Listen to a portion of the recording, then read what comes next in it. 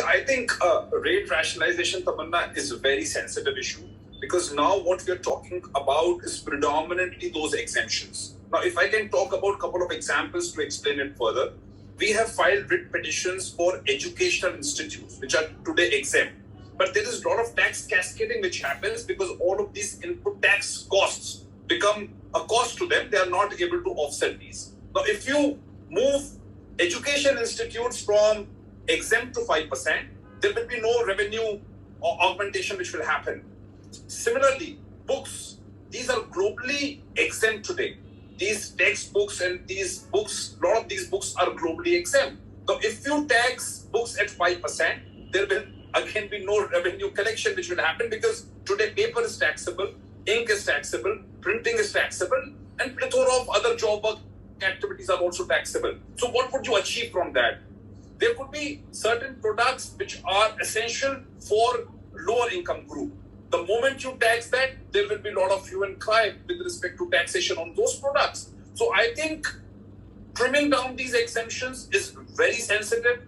It needs to be done with pure arithmetic calculations for the sector so that the revenue is enhanced and there is no burden or we are not going against the global norms.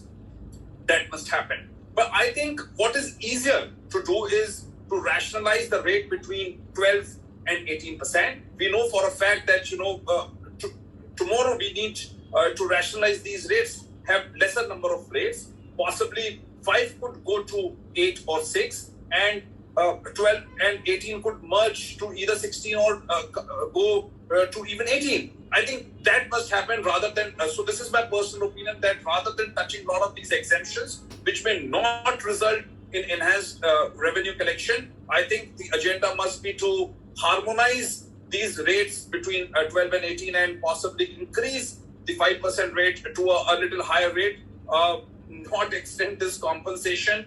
Any cess apart from these taxes is not good for any economy.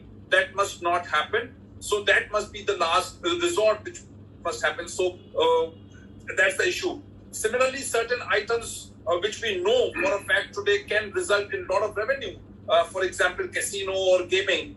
We need to be very mindful that whether we need to tax them at 28% or 18%. And what happens if you tax online gaming at 28%? Because these can be physically operated from outside of India. So will you be killing the business and will you be leading to a situation where the businesses move outside of India?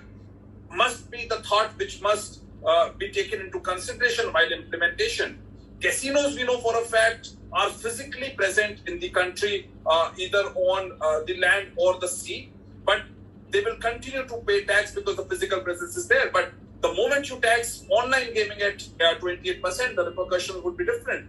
So I think today, after 5 years of GST, we have reached the stage wherein these sensitivities will arise for these residual products which are taxed at a lower rate or are predominantly exempted. So I think we need to be very, very careful while taking the decision. Tamanna, I think clearly alcohol will be out because that requires constitutional amendment. Yes. So that is out of question. I think as far as petroleum products are concerned, my expectation is that very soon we could see 1 or 2 products coming into the GST regime, if not all 5. And as far as the rate rationalization is concerned, I think they can trim down a lot of these exemptions. They can trim down a lot of these exemptions which are in 12% rate to go to a higher 18% rate and then in a nutshell ensure that the state revenue is increased. If the state revenue is increased automatically by revenue augmentation, then what will happen is that there will not be a lot of hue and cry. And I completely understand that if the projected revenue for the states and the expenditure are not as projected, they are not, the actual numbers are not today as projected, they will whether it's a BJP ruled state or whether it is not a BJP ruled state, they would want to meet the needs of their state-related expenditure, and hence this relevant question occurs every time. But I pragmatically feel that there may be an extension for 1 year or possibly 18 months. I think there is a report on rate rationalization also.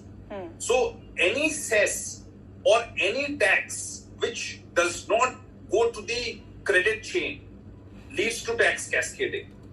Now, today, if we are talking about rate rationalization, if we want to trim down the exemption list, we want to expand the tax base, we must also think of moderating the tax rate.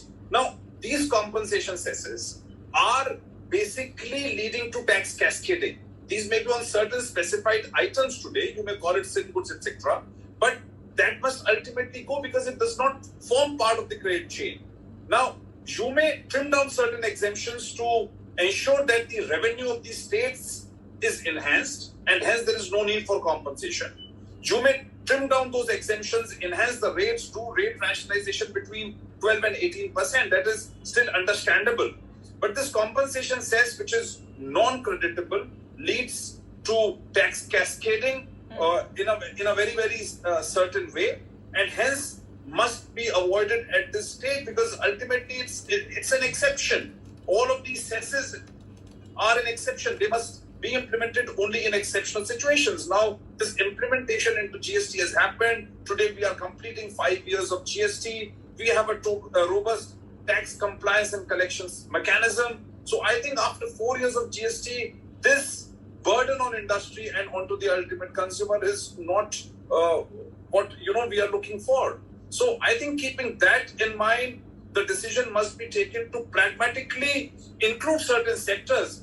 For instance, we have been talking about oil and gas sector. You need to include that. The GST Council has to take a decision on that inclusion of these sectors into GST. Let's be pragmatic with that, because when we say this cess is going to be collected till 2026, just to make up for the COVID hole, and I'm putting it very simply, what does this mean for all of us? Because this cess is collected on certain items which are called sin items, but even if you're not generally a quote-unquote sinner, you're going to be impacted one way or the other, isn't it? Amanda, you are very right. Actually, the burden of this cess will ultimately go on to the industry and will be passed on to the ultimate consumer. That goes without saying. Now, interestingly, if you analyze that 14% compounded annual growth rate was promised for 5 years. Now, assuming that there was no GST and there would have been COVID, because, COVID was unforeseen circumstance. In that situation, in any case, the growth rate for the states would have been much lesser.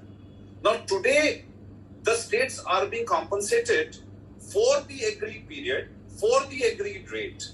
And I think when most of this pandemic period has passed, and this difficult phase has passed and they have been compensated for that period as well, I feel that any further extension will just damage certain sectors, will result in additional costs to the ultimate consumer.